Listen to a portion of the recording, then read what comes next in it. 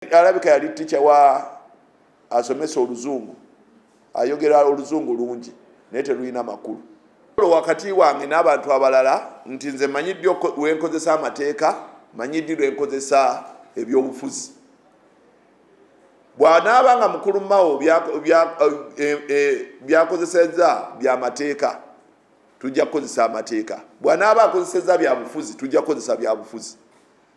Mu byobufuzi mulimu ebintu bingi, mulimu n'okulwana, mulimu n'okuva mu mbeera, mulimu n'ebirala ebiddako awo. Kubanga ono gwe tuvuganya ye yakwatira ddala emmundu n'atta bangi asobole okutwala obukulembeze. So bingi ebiddako awo byesaagala kusasamaza bantu, naye nze sijja kukola na buli kimu ng'abalala bwe badde bakikola. Abammanyi bammanyi engeri gye ntambuza ensonga zange. Tusaba ekibiina olunaku lw'enkya, kubanga nominations zaawedde. Olunaku lw'enkya kitubuulire bameka abanominatinze, kitulage ne ssente mmeka eziri ku akawunti y'ekibiina, okukakasa nti buli eyanominatinze, kubanga n'oba otutte cheeke mwano mu Uganda kati tekyamala lunaku oba bbiri nga tebataddeeko ssente. So we tuba twanominatinga nga 5 ne 6 tubawadde 7 ne 8 enkya batulage sente ezateereddwa ku eza nomination fees ezagenze ku akaunti y'ekibiina, kubanga ne mukulu wakoli bwazifuna tazisendeka wuwe, ate tewali sente gye tukozesa nga tetuuse ku akaunti ya kibiina. Atulage, twagala accountability ya sente ezo, zino ze zayingiddeko, ne wabeera balina kye bakoze, zino ze zirina kye zaakoze. Ffe tuli sure nti abantu abamu tebasasudde sente naye babakkiriza babanominating. Abantu abamu tebabadde na mpapula nga tebazijjaayo naye ne bazibaweeraawo nga tebaali balina zifuna nga tetunawera nga 3 naye ne bazibaweeraawo ku kitebe baddemu baziteekeyo. The leaders that we are going to provide from Democratic Party today are going to be the leaders that are going to go for the presidential elections, the member of parliament positions, the councillors, and everyone. So the people we are going to give cards are going to be a direct reflection of what is going on in the Democratic Party today. So it is important that at this time we tell you the step-by-step procedures that we are taking in order to make sure that we give you quality from Democratic Party. First and foremost, I'm aggrieved by the fees, exorbitant fees that were charged by the Electoral Commission. We have always blamed the NRM for the 3 million for members of parliament and the 20 million for the presidential candidate. But today, Democratic Party, that doesn't even have a single business, that has not even tried to get its own members jobs in government, is charging 10 million for a presidential candidate, 5 million for a secretary general, 5 million for a chairman, 5 million for a vice president, 1 million, 1.5 million for publicity secretary. How will the youth participate in this? We have gentlemen from the universities, we have gentlemen from all walks of life that do not have money that can pay for these kind of positions. So that was discriminatory. It was abusive. Democratic Party is not supposed to charge anything for anybody that wants to stand. It's really painful that we are actually eliminating some people just because they have failed to pay. People were at the headquarters crying. Some few actually managed to get half of the fees. You'll find somebody wants a position, they have 300 or 200 out of 500. Kamya Kasozi, one of Mr. Rume's assistants, had 1.1 million out of 1.4 for deputy secretary, out of 1.5 for deputy secretary general. He missed by 400,000. You would find others actually with no money at all. But these are eligible leaders. They have been in the Democratic Party for a long time, and they know what to do. So that is one of my points of contention. The other is about the Electoral Commission that is helping us or is serving during this time, the Electoral Management Committee. You find that we are all over against what Museveni is calling an independent electoral commission, where he's the one that appoints everyone. He appoints the judges, he appoints the chairman electoral commission, he appoints almost everyone during the electoral process. Then you find it is exactly what the Democratic Party is doing. A Secretary General is on the electoral committee. He's present. An accountant is present.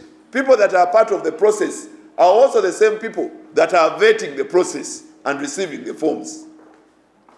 How different are we from the NRM? How different are we from this government that we are supposed to, tell the truth? So that has also become a point of contention. Would have gotten an independent team to receive the papers, do the vetting, and then come up with the report. Not handing in, you are a Secretary General, you're standing around in the name of supervision, you're Mr. Mutenyo, you're standing around, you've been on platforms, radio, TV, social media, everywhere, abusing anyone that tries to attack the current president of Democratic Party, President General of Democratic Party, and you're the same person that is leading the Electoral Commission to take him on. So what's that? The other is about liberty to express yourself at the party. We are there on Monday for nomination, on 5th. We are practically blocked from entering the headquarters. We are only allowed to come in with only 5 members. The person that is going to stand, the nominator and seconder, and some 2 people. Then on the day when the incumbent was coming, the gates were open. The gates were open, everyone was free to enter, dance, shout, and everything. Then how different are you from the NRM? That the government that you want to unseat, if there is no freedom of expression and liberty at your own party headquarters. I will also hint on the mode of payment. Even when these fees were exorbitant, you find that some people were bringing cash on the nomination table, then the accountant goes back with the money and hands it over to somebody else to come back with the same amount. Same notes, 5,000 notes, same bundles, 2 bundles exchanging hands. One goes, after 2, 3 people have nominated, he walks out for a short call, comes back from a one Helen's office. After sitting, then somebody else comes back with the same money. Others came in with checks. The vice president of the party, Fred Mukasambide, came with a check. How do we verify a check and nominate someone at that table at that time? Very many people have been nominated without paying. These monies that they are receiving are not reflecting on the party account. You charge exorbitantly, and then you start exchanging the same money with these other people, and it is a process that is being done by the people that are sitting and vetting the team that is bringing its papers. That was wrong. I'm also going to admit, you're well aware that we came up with a few amendments over time that were supposed to be gazetted within 21 days. after the resolutions in the different national councils, national executive committees, and whatever we agreed, only to find just recently that these amendments were taken to Mr. Byabakama a few weeks ago, I think 2 weeks ago, to be considered. It is against the Parties and Organization Act completely, because they are supposed to take these amendments within 21 days. And you find that some of the amendments that were presented are not the ones that we actually discussed in the different national councils and delegates conferences. So they did not report to the party what they are taking to Mr. Byabakama. And I urge Mr. Byabakama not to fall into a trap of gazetting.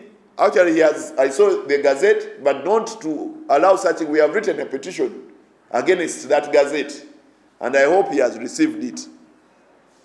You cannot gazette beyond 21 days.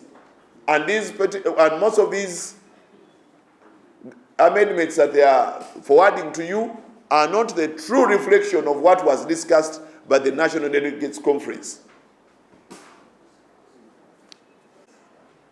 After nomination, I have reliably been informed that there is a team led by the Vice President of the party and some contestants that we are supposed to be in a race with, that I don't want to mention here today, that have decided to put a petition against my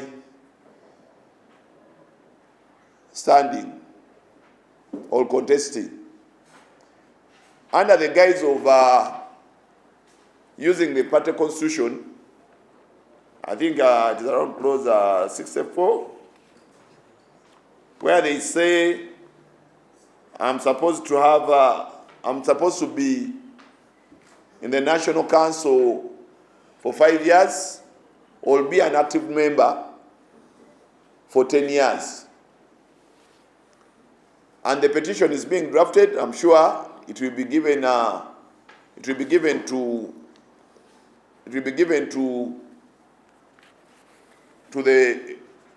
the party later today. During my submission of my papers, I managed to attach all the cards that show how active I've been in this party.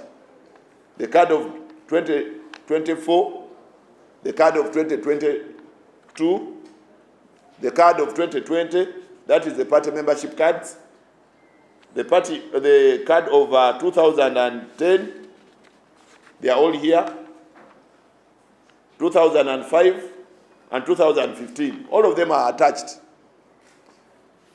How do we measure activeness in the party? Where is the list of active members of the party? And how does the headquarter get to know that somebody is active in Kapreabiong up there, or in Kabong, or somewhere in Arua, or in Agago, or in Chisolo? How does the headquarter get to know who is active and not active? It should be by just a reference letter, which reference letter from the branch was attached. We have funded this party. They will go on to say that I was in government before I joined parliament. True, I was in government, resigned, went back to school in 2015 for a master's in institutional leadership and management in UMI, and I completed in 2018. 2017 and graduated 2018. At the time I was studying, I was not a member. I was not working for civil service, and I was actively involved in politics. Hence, after those 5 years, is why I was able to go and beat the Vice President of the Republic of Uganda. Then, Mr. Edward Chwanuka II. I cannot have gone in 2020 to win an election in 2021. I prepared the structures, I did everything within that time. Needless to say, that if you took the President General's words that he waived my candidature, he had to waive some things. That means I enjoy the same rights. In the event that you have given a political waiver, you enjoy the same rights as any other candidate that has stood. Meaning everything that he says is null and void. Everything was waived. if we take his narrative, that means I was waived for the 5 years until today. I've been 5 years in council and plus. So I want to send a message to the people that are drafting this petition. Democratic Party has been in captivity for quite some time. We members of parliament cannot even discuss on the floor of parliament without consulting the NRM as per the cooperation agreement. This cooperation agreement that was drafted, we are supposed to do everything with the NRM, vote with them, consult them, do everything with the NRM for as long as we are members of parliament. Even if you're bringing a private member's bill, you're supposed to first request them. In matters of supply, where we are supposed to vote, which money goes to what, we are supposed to first request the NRM or even be in tandem with them. That's the cooperation agreement that was signed. And that is what we are against. And I'm telling you that we shall not agree to this. We have been in captivity for quite some time, and this is the end of it all. The party must go back to its original principles of truth and justice.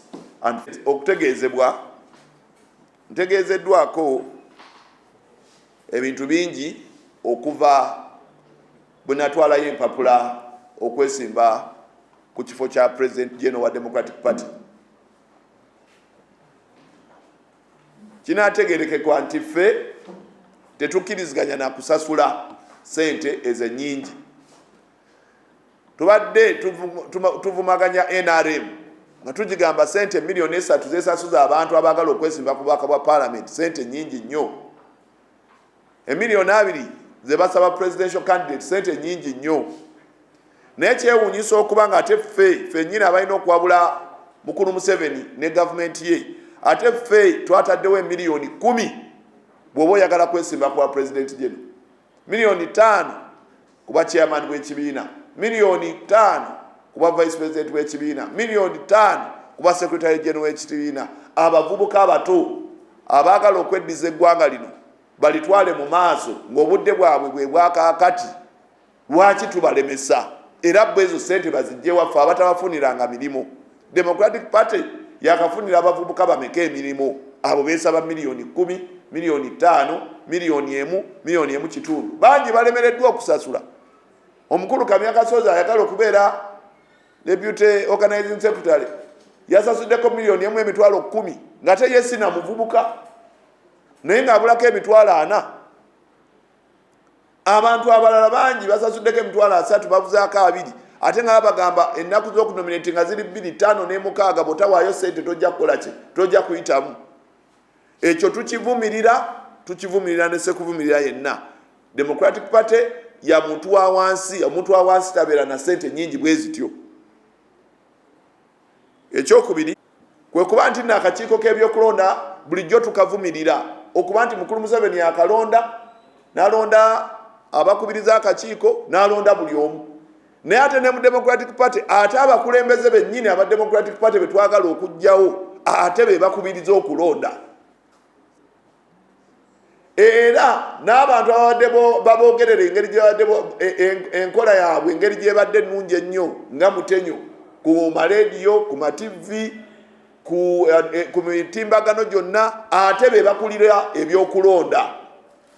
Twandibadde tuteekawo akakiiko oba ekitongole ekitatumanyiiko, ekitamanyi muntu n'omu, ne kijja ne kifuna empapula ne kiziyitamu ne kifulumya ripooti. Okukkiriza ffe nnyini oli awo oli secretary general oyimiridde awo n'agenda okuvuganya n'ajja n'akuwa, n'oleeta abaana 2, omu mukozi ow'awaka omulala wa mukozi w'oku kyaki, n'abeera ng'ate be bakwata empapula z'ekibiina. Ekyo tukivumirira. Temwabaddemu independence mu electoral commission tetugiraba.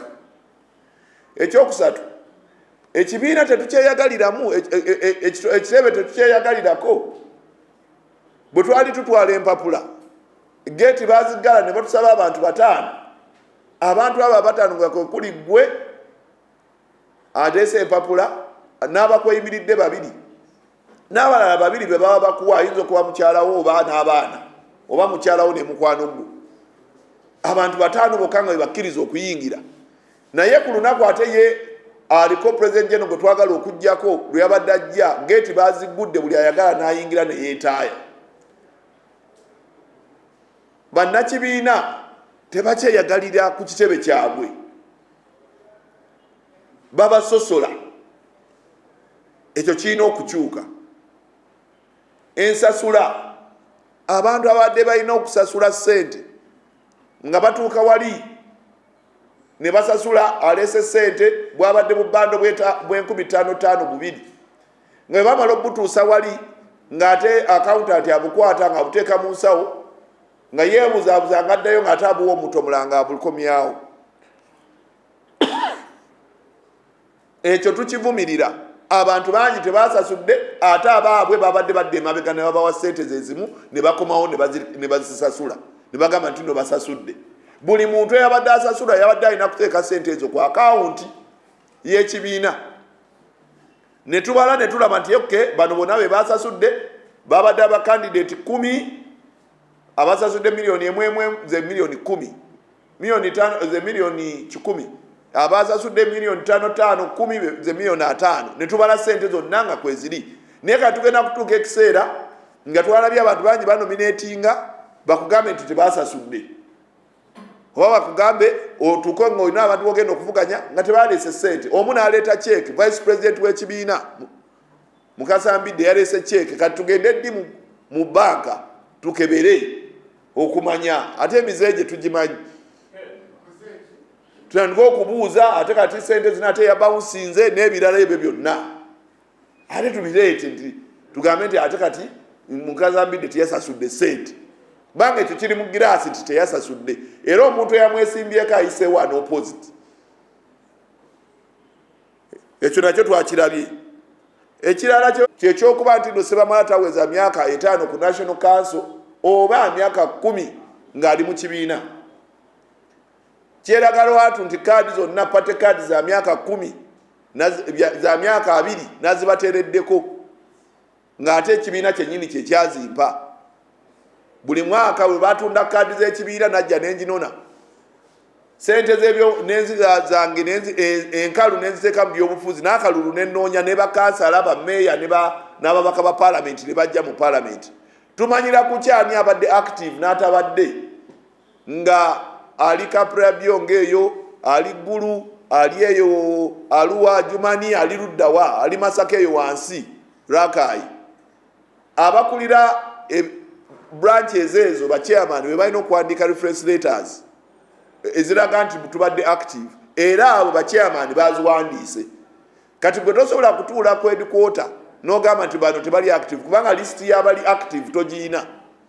Naye ne bwe wandibadde ogiina ng'osinziira ku kuba nti no nali nkolera gavumenti nagireka mu 2014 2015 netandika okusoma ku Uganda Management Institute masters y'okukulembera ebitongole.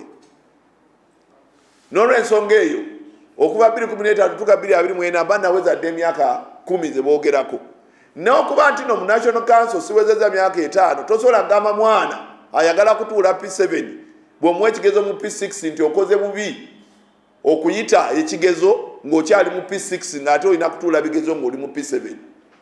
Gwe otaddewo ebigezo nga wabulayo emyezi 2 ebigezo nenkuleetera buli kisaagizo ekikyetaagisa. Ndi ate kati engeri National Council gye badde ebuzaako emyezi 2 okuweza emyaka 5 gw'obulako emyezi 2 okuweza emyaka 5. N'olw'ensonga eyo tojja kwa kyokka ng'ekibiina si kivuddeemu ne mu National Council sivuddeemu.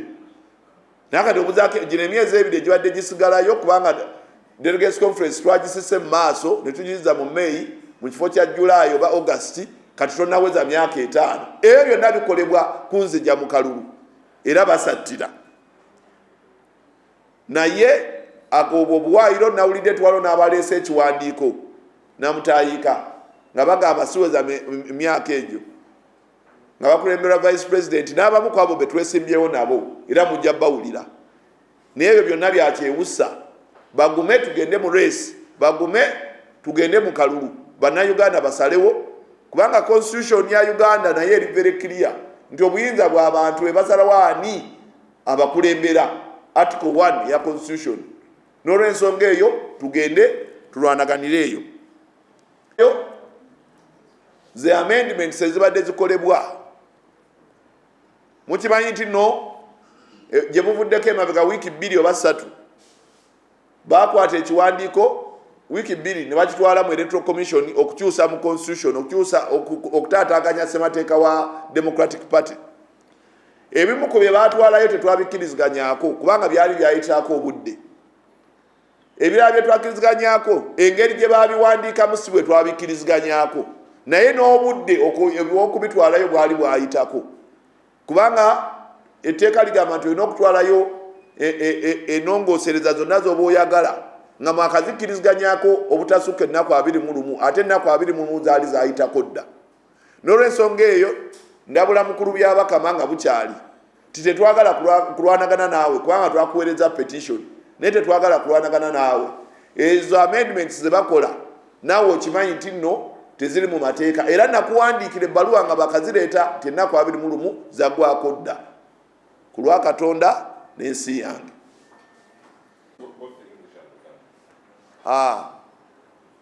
Tusaba ekibiina olunaku lw'enkya kubanga nominations zaawedde. Olunaku lw'enkya kitubuulire bameka abanominatinze kitulage ne ssente mmeka eziri ku akawunti y'ekibiina okukakasa nti buli eyanominatinze kubanga n'oba otutte cheeke mu wano mu Uganda kati tekyamala lunaku oba 2 nga tebataddeeko ssente. So we tuba twanominatinga nga 5 ne 6 tubawadde 7 ne 8 enkya batulage ssente ezateereddwa ku eza nomination fees ezagenze ku akaunti y'ekibiina kubanga ne mukulu wakoli bwazifuna tazisendeka wuwe ate tewali ssente gye tukozesa nga tetuuse ku akaunti ya kibiina. Atulage twagala accountability ya ssente ezo zino ze zayingiddeko ne wabeera balina kye bakoze zino ze zirina kye zaakoze. Ffe tuli sure nti abantu abamu tebasasudde ssente naye babakkiriza babanominating. Abantu abamu tebabadde na mpapula nga tebazijjaayo naye ne bazibaweeraawo nga tebaali balina zifuna nga tetunawera nga 3 naye ne bazibaweeraawo ku kitebe baddemu baziteekeyo. We need accountability for the nomination fees that have been paid.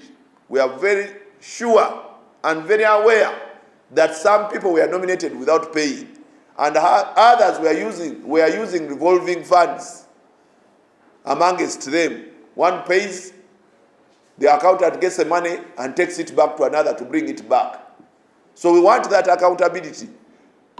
5th and 6th were for returning nomination forms. 7th and 8th were for verification of that money. They give us the accountability on 8th of how much money was received, with a clear indication that it is on a bank account. And if it was withdrawn, with them showing us that this is the money that was received on 5th, this is the money that was received on 6th, and this is how we used it after that. But we are very sure, 100% sure, that some people nominated without cash. And others, even when the deadline was 30th for picking papers, some people were given papers to nominate just on 5th and 6th, which was illegal. No matter what method you used, even if you used the internet, you transferred what, all those were illegal. The nominations, the picking of papers was ending on 30th. We want the party to give you their list. We shall give you ours afterwards. We have told you some that we are very sure that paid quotas.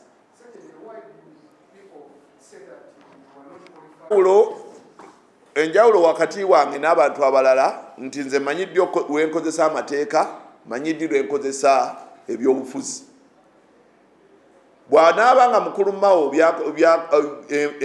byakozesezza bya mateeka, tujja kukozesa amateeka. Bw'anaaba akozesezza bya bufuzi, tujja kukozesa bya bufuzi.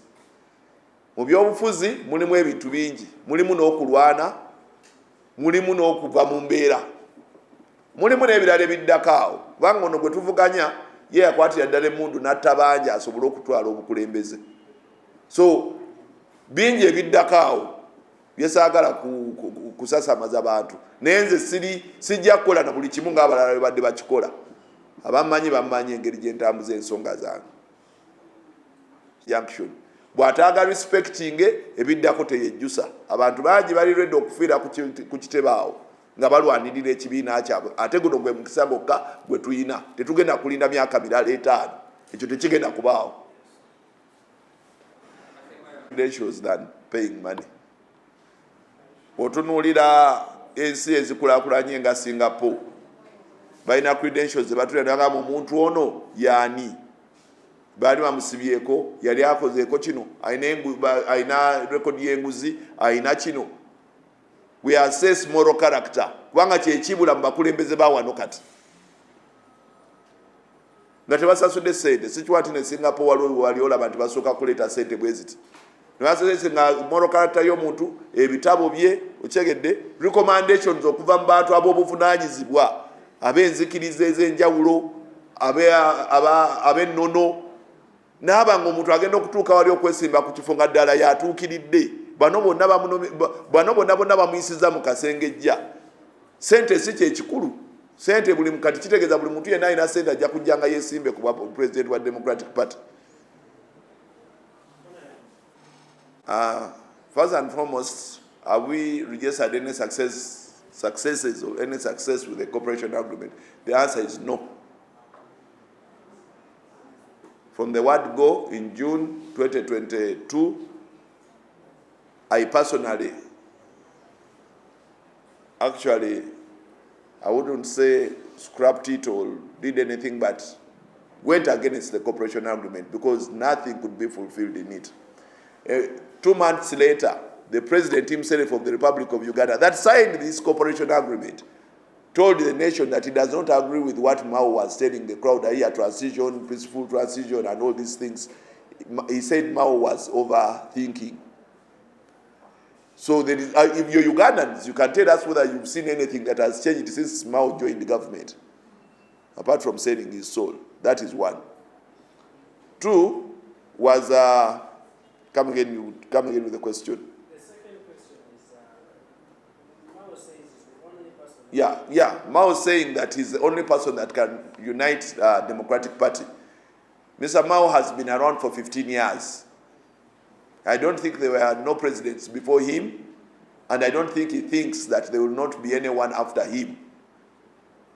And I would want him to show us his levels of unification that he has done. If you went to all the elders in the east, in the north, he was in Tororo, he was in Lango, he was in West Nile. All of the elders were telling him, you know, this what you did, we don't even understand. We are here as a party that checks government, a party that sits and represents the lowest, the marginalized in society. Today he's talking of the door that brings in members is very wide, and the one that exits members is wide. You can enter and leave at your will. Is that what the Democratic Party stands for? Today, a president of Democratic Party can stand in front of people and abuse them and say stupidity should have a cost. Remember when he said if stupidity had a cost, Ugandans would be very rich. Uganda would be very rich if stupidity was taxable. Is that really a statement that comes from somebody that knows that people are in UPE and they are ignorant about what's going on? They kill a border man not knowing that the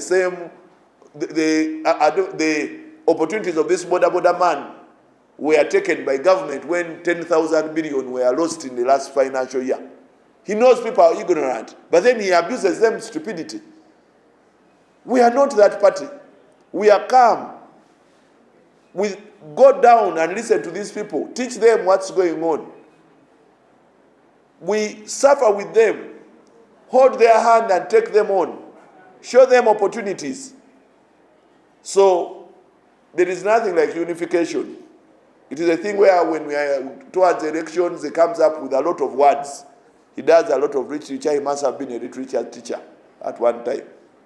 So there's nothing he has done to unify us, and there's nothing he's doing. What drum has he beaten? We could start there. What drum has he beaten to come and join the cooperation agreement? Me? To go and sit with him and Mr. Museveni and start discussing on how to root this country using the parliament and other organs? what? He swore an oath of allegiance. He swore an oath to be Museveni's, first-hand information deliverer on truth and justice, and to correct him wherever possible. His fellow opposition president, former president, is in jail.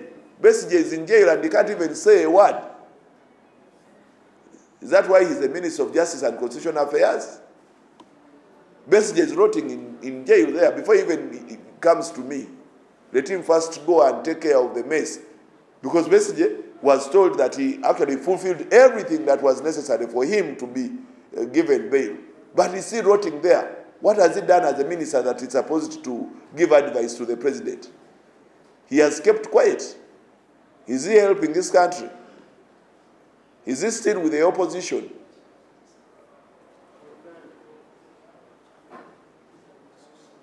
Tugifunyemu ekintu n'ekimu nze omu sikiriziganya na cooperation agreement era nagikubirawo nga nakakola ki nakagiwulira nti bagisayinize tewali kye twali tufunye era tekiriyo. Ekyokubiri nti Mao agamba nti ye mugatta bantu nga bwe yali agasaani atulageyo yagasse agamba ye yekaya asobola okugatta abantu mu Democratic Party baluwa abantu bafuluma bufulumi wano twakaluzinga ne bamemba ba parliament babiri ne bagenda mu NUP basatu actually ne mukulu Tamaguzi yakozeewo ki kubanga omugatta bantu yandibadde ayogera nabo ye bw'ayogera nabo wadde tumukiriza ayogere nabo bamemba ba parliament abagenda abagambe ki oke temugenda naye kiki nti mujje tugende wa Museveni tuyina endagaano so okukakana nga tewaliwo gwagatta era tewaliwo kyatugattako ne bw'aba agamba akuba engoma abamu bagiri wala tewali buzibu asooka agatte bano abali okumpi mukulu Besigye ali wali mukomera batambulanga bonna nga boogera olulimi lwe lumu kati omu minisita wa justice omulala ali mukomera atandike n'oyo okugatta ensi eno ye minisita wa byamateeka alina okuwabula mukulu Museveni amuwabula ki bw'aba Besigye ali mukomera wali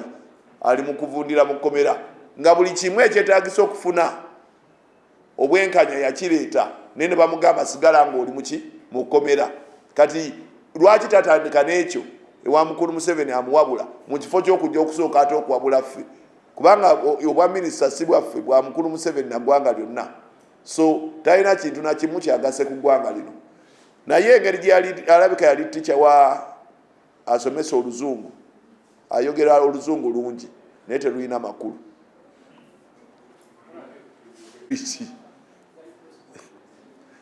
njagala okubuulira nti Democratic Party terina tteeka nalimu lyogera ku ngeri gy'ova mu constituency n'engeri gy'olaga omuntu ava mu constituency. Bwe nali ngenda okwesimbayo mu Bukoto Central mukulu sekandisi ye yandaga Bukoto Central ekifo ky'omubaka wa parliament kiri open omuntu yenna asobola okyesimbamu nze bwe mba wendi nsobola okuddayo ne neesimbawo bwe mba siriiwo omuntu omulala yenna asobola okugenda ne yeesimbawo twesimba ku kifo si ku muntu n'olw'ensonga eyo sirina kubalaga muntu omwo abantu ba Bukoto Central beesalirewo ani gwe baagala abakulembere si nze nina okubalaga abantu bwe mba wendi well and good bwe mba siriiwo balina okuba nga basobola okugamba nti mubazze bano abeesimbyewo alabika gundi yasinga